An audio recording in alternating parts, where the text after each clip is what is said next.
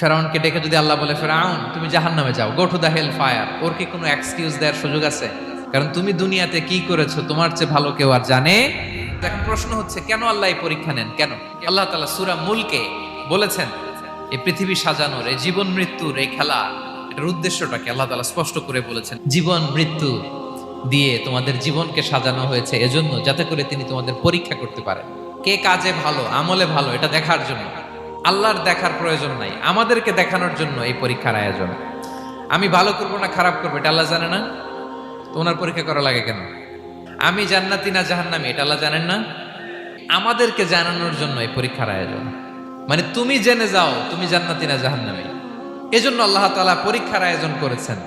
এখন আর আল্লাহকে এক্সকিউজ দেওয়ার সুযোগ নেই। আচ্ছা বলেন তো, আবু জাহেলকে যদি আল্লাহ এখন কিয়ামতের দিন বলে, Abu Jahl go to the hell fire, Abu জাহেলের কিছু বলার সুযোগ আছে?